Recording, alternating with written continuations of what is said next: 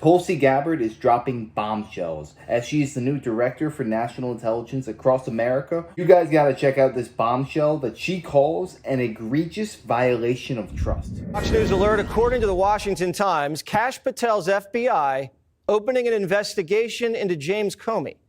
The Times reports that Comey launched an off-the-books honeypot operation against candidate Donald Trump. According to a whistleblower, he sent 2 female undercovers to infiltrate Trump's 2016 campaign and told them to act as honeypots, spies who use sex to get what they want. And the honeypots ingratiated themselves into the top ranks of the campaign. If true, that means the Obama administration was conducting multiple phony investigations into Trump without any evidence. The whistleblower says FBI employees were told to shut their mouth about the operation. And one of the agents was transferred to the CIA so she couldn't testify. This investigation into Comey isn't about revenge. It's about justice. Kash and Bongino are going to get answers. But Intel doesn't like being told what to do. When they saw Musk with the chainsaw doging foreign aid, they started leaking to CNN. If you doge us, there will be consequences. On the CIA's 7th floor, home to top leadership, some officers are also quietly discussing how mass firings and the buyouts already offered to staff risk creating a group of disgruntled former employees who might be motivated to take what they know to a foreign intelligence service. The CIA is telling CNN that if their funding gets cut, they're going to sell state secrets to Russia.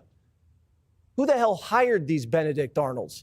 The CIA is supposed to be filled with patriots, not sellouts. Right off the cuff, if I was Donald Trump, I would immediately fire anyone who has that sort of sentiment towards America. Because number one, that is treason. And you are working against America, and you are openly trying to blackmail the sitting president of the United States. You better not fire us, or we are going to tell this country's deepest secrets to our enemies. Do they think that is going to work? America does not negotiate with terrorists, especially when those terrorists are the ones working in the CIA. Ellenberger's reporting a source inside the FBI says the Bureau is destroying evidence.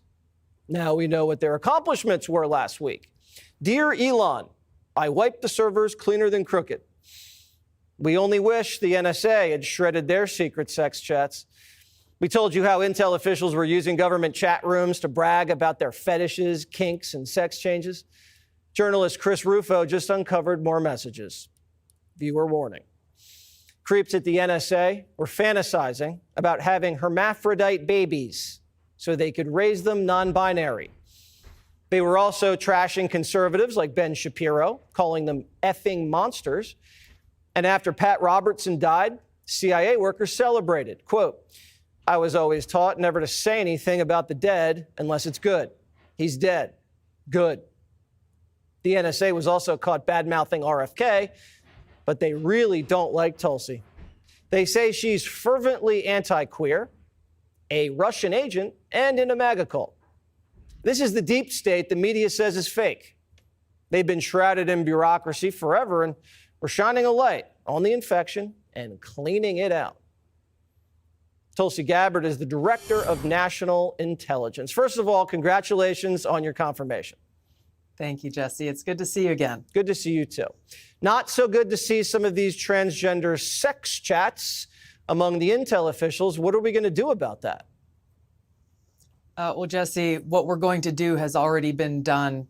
There are over 100 people from across the intelligence community that contributed to and participated in this, what is really just an egregious violation of trust, what to speak of like basic rules and standards around professionalism. I put out a directive today that they all will be terminated and their security clearances will be revoked. But the thing here, Jesse, is like we got to take a step back because this is just barely scratching the surface. When you see what these people were saying, and thanks to Chris Rufo for putting it all out online, they were brazen in using an NSA platform intended for professional use to conduct this kind of really horrific behavior. And they were brazen in doing this because when was the last time anyone was really held accountable? Certainly not over the last 4 years, certainly not over the last 10, maybe 20 years. When we look at some of the biggest violations of the American people's trust in the intelligence community. So today's action in holding these individuals accountable is just the beginning of what we're seeing across the Trump administration, which is carrying out the mandate the American people gave him. Clean house, root out that rot and corruption and weaponization and politicization, so we can start to rebuild that trust in these institutions that are charged with an important mission of serving the American people, ensuring our safety, security, and freedom. The reason that these people were so brazen about it is that they never thought that they would ever get caught. They thought they would get away scot-free and never be held accountable for all that they have done. I mean, just look at history. Look at anybody who spoke out against America, the CIA, FBI, and the wrongdoings that they were doing. You have Julian Assange. What is he, locked away in a prison? Edward Snowden, he's in Russia hiding from the government. And they were ruthlessly attacking Donald Trump. They were trying to prosecute him and throw him in jail. They never thought that he would actually end up winning another election. Much to their dismay, Trump got in and he's going to be exposing all these secrets, and he's putting the right people in the right cabinet positions, and Tulsi Gabbard is going to root these national intelligence operations absolutely clear. She's going to be transparent to the American people because we deserve to know what our government is doing. Agents don't like getting doged, so they're going to sell state secrets to our enemies? What are we going to do here? I am curious about how they think this is a good tactic to keep their job. They're exposing themselves essentially by making this indirect threat, using their propaganda arm through CNN that they've used over and over and over again to reveal their hand, that their loyalty is not at all to America. It is not to the American people or the Constitution. It is to themselves. And these are exactly the kind of people that we need to root out, get rid of, so that the patriots who do work in this area, who are committed to our core mission, can actually focus on that. I got to tell you, one of the byproducts of what I just saw literally today is because of this immediate action of transparency and accountability, I have people within the intelligence community reaching out to me personally and directly saying, hey, you need to know about this. You need to look over here.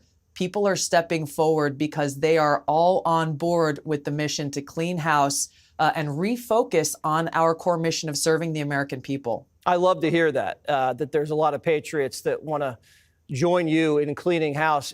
Can you explain to me what's going on with this mineral deal that's supposedly about to get inked with Zelensky to end this war in Ukraine? Is part of the strategy here, because after the Ukraine war started, it drove Russia and China closer together. Is this peace deal and what we're doing aimed at separating Russia from China? Well, you know, President Trump's, there's a few different things that are happening kind of simultaneously. This minerals deal, I think, is one thing that stands on its own. The broader deal that is still being worked on, that President Trump has made very clear remains his top priority, is ending the war between Russia and Ukraine. Those negotiations are still ongoing. President Trump wants to end the killing. And most importantly, he's looking at each of these deals and negotiations that are underway within the context of what is in the best interest of the American people and our taxpayers, and for the cause of peace. All right. Plain and simple, Donald Trump just wants to end the war, end the bloodshed, and end the continuous financing of Ukraine. What America did these past 4 years, financing billions and billions of dollars to Ukraine, while here domestically in America, Americans were suffering. It was an absolute slap in the face to everyday Americans. While Biden was in office, our economy was in absolute shambles. Inflation was going through the roof, yet this guy doesn't even care. He's just going to keep financing these people because it profits the military industrial complex. Donald Trump is not for that. He wants to end all war. So for the people who live in other countries across the world, they have to be glad that Trump's in charge, because he's the only person who has what it takes to end the bloodshed. And of course, you know, Trump is that master negotiator. He's getting that minerals deal from Ukraine because we gave them all this money and we are getting it back one way or the other. That is what I love to see. That is true leadership. A man who is not going to waver on his principles. Americans are suffering and we need that money back in our country. But yeah, let me know your thoughts on this down below. Do you think we will ever recoup all the money that we've given to Ukraine, or do you think that's just never going to happen? Let me know. I'd love to know your opinions. And if you enjoyed, make sure to smash that like, comment, subscribe, and wish you guys nothing but the best. Till next time.